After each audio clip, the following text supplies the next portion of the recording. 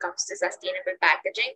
And as a startup, we couldn't really afford to have to resort to sustainable packages in India, and had to we were basically forced into using normal packaging, which is cheaper and more economically viable for us, because otherwise it would have been very difficult for the market to buy our product, and would have ended up in losses. So that's where this topic arose from.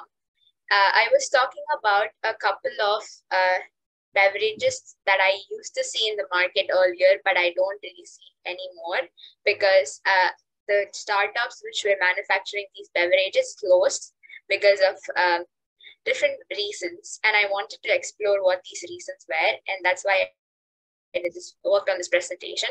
So I've just put up a basic collage on what these packagings looked like. I didn't find the exact brands that existed in the market, because they were all startups, they were tiny brands, they were local brands, and I couldn't really find out exact pictures of the same brands. But this is how the packaging looked in general. So the first picture you see over here is a local. We don't see. We don't see. You don't see it? Mm-mm. 1 second. Can you see this? Yes. No? Thank you. Okay. Okay, this packaging that you see here, the orange bottle, right? It's a soft drink. It's a local soft drink. It is called a Kalayan, which means it's a bull. It is a local startup who just working on bringing back old school soft drink production. So early on in India, I'm not sure about the rest of India, but basically in South India, we had this technique where we made glass bottles with a glass marble as a lid. So there's basically this little rubber ring that holds the glass marble in place, and that acts as a cap.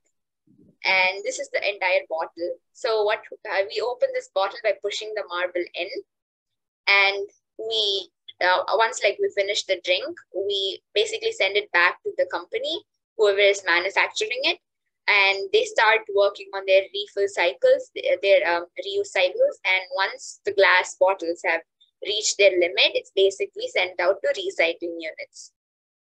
This is how soft drink manufacturing used to be in India, and I've heard this from my mom, who lived next to a soft drink manufacturing industry, and she's seen this process herself, and she explained it to me.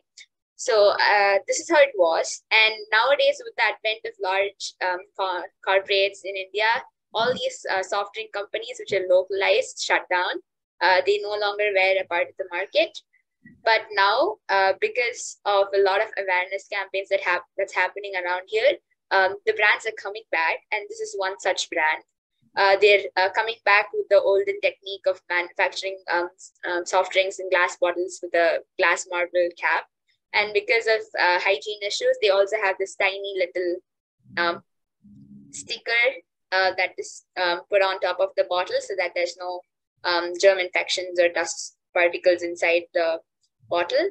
Mm-hmm. And I thought they were doing this with the idea of sustainability, but I just figured out that they simply wanted to bring the tradition back. They wanted to bring back the old experience of having a soft drink. They had no idea that they were bringing back a sustainable processing technique, but they did bring it back. This brand is in the market for the past 5 years now, and they are managing it sustainably for the entire of Tamil Nadu, which is a decently large state in South India. It's one of actually the most populous states in India, and the fact that they're able to manage sustainable production of bottles, and they're also taking back the bottles. They're still working on refill cycles and recycling. So that astonished me. And at the same time, the other bottles that you see here, there were several brands that came out with this when the sustainable packaging thing boomed in India. There was this phase where everyone was talking about the environment, everyone was about sustainable packaging.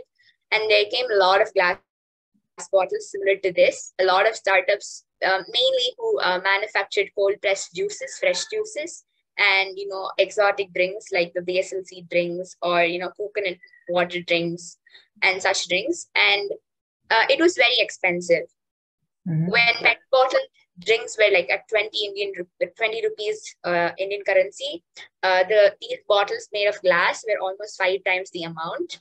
Sometimes even like 20 times the amount. They were like 500 rupees. And Wow. that was too much for the Indian consumers market, because half of the population could not afford such an expensive drink on a regular basis. And the rest of the market wanted to go in for a cheaper option.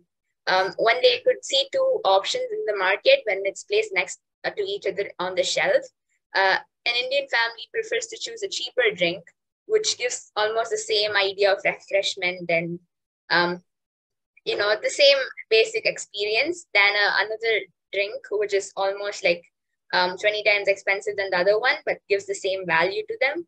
They didn't really view it as a sustainable initiative, or they didn't care about it. It didn't matter to them that it was a glass bottle and it was a sustainable initiative. They didn't know the backstory that glass bottles are much expensive than PET bottles. All they knew was that they were cutting on their expenses. All they knew was that they're saving up their money and making sure they lived in their budget. There were very few people who really knew about this, very few people who bought these drinks. For a couple of years, it was fine. Everyone wanted to explore how these drinks tasted. But then with time, they went back to the old ones, mostly the ones manufactured by corporates, which are the Coca-Cola conglomerate and PepsiCo, mostly that. They all started going back. And I saw that slowly the supermarkets would have racks filled with such bottles. And slowly the brands started decreasing. And now I don't see any of them on the rack. It's very few, barely few, one or two brands. And those are imported as well. So that's even more expensive for people to afford unless they want a particular juice and it's not available from the other brands.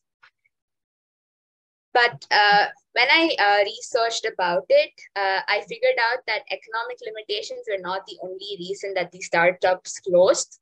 There were five main reasons. One was technological infeasibility. Although these startups started with this aim to bring in sustainable packaging, they wanted to provide uses with things that are products that are sustainably packed.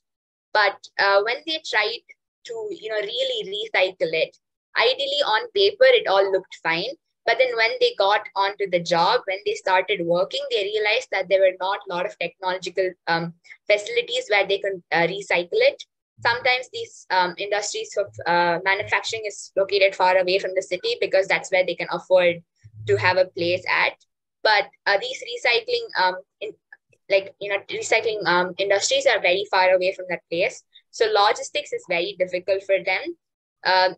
As a startup, they have limited funds and they can't really afford to have high quality logistics. And manufacturing using sustainable packaging, especially glass bottles, was difficult because they couldn't commute from different places. Logistics became difficult.